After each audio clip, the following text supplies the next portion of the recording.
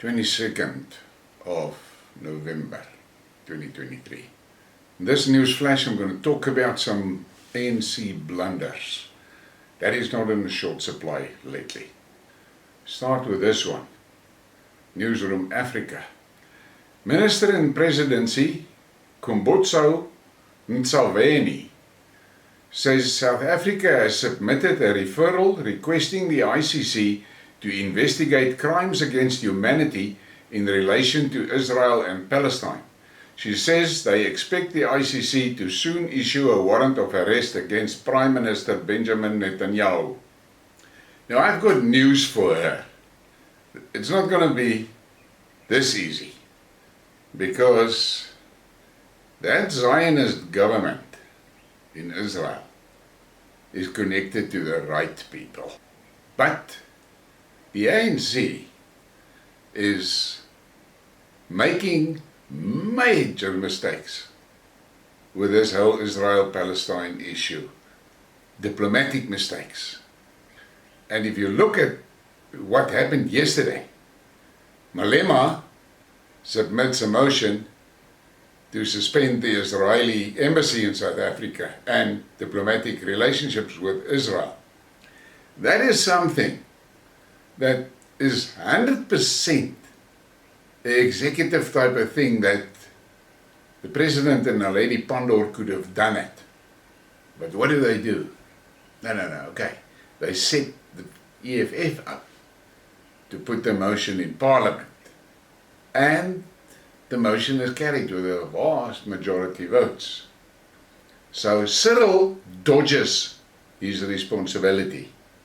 He passed the buck to Malema, and Malema took it. And he took that bait and he ran with it.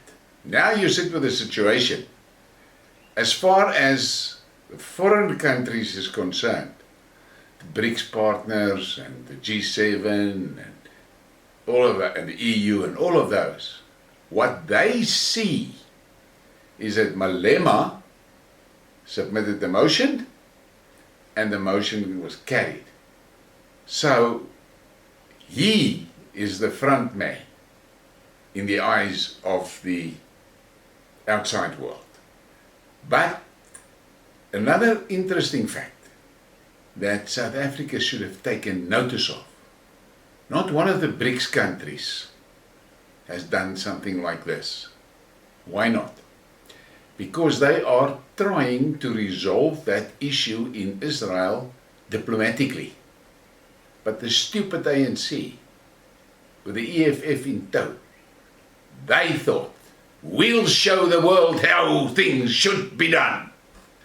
Now, all I know is that the chances of a number of organizations and things in South Africa running into serious financial troubles pretty soon is really good. But Vusi Sambo answered on this.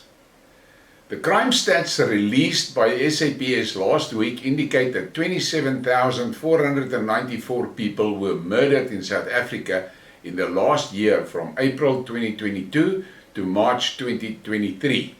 Our highest murder rate in 20 years, and a 77% climb from 2011-2012.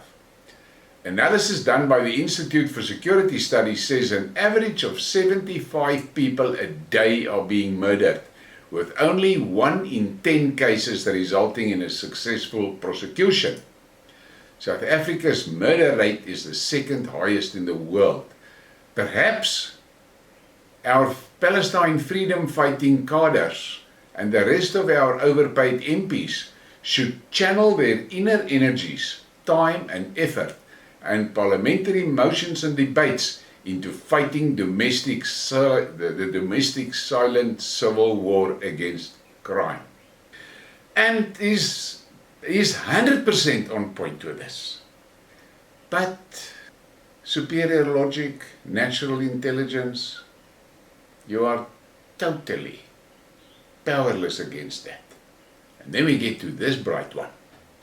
Ramaphosa says no more wind projects in the Cape until grid capacity is upgraded. The wild fluctuations in power production on the wind farms means measures must be taken to reduce stresses on the grid before new projects can be commissioned. Now, incidentally, AFSA did an excellent paper on this. They want to spend millions and millions and millions of rands to upgrade the grid to accommodate sources that will at the best utilize that grid 25% of the time. Now that is a huge waste of money. A huge waste of money. But do they listen? No, they don't listen. Again, superior logic, natural intelligence takes the day. And then we get to this. Just in, the ANC, Umluki, Ronald and Nkosi, the executive mayor of Lesedi local municipality, is currently causing unrest in Ratanda, fighting the residents after they have removed illegal foreigners who are running illegal spaza shops selling fake and poisonous goods to the community. It is alleged that he has received 100,000 rand from foreigners for protection. On a voice note, a Somalian is assuring him of strengthening their relationship. He further states that they are not going to leave and South Africans must stop fighting for small things. And this is what I can't understand. The black communities, they can see the enemy is within their communities and the ANC protects them and the EFF protects them. But yet, the ANC and the EFF blame everything that goes wrong on apartheid and blame it on whites. Again, that's superior logic and natural intelligence. It is absolutely stunning what those two things have achieved in the past 30 years. Please give me a like and a subscribe and share the thing. Thank you for your support.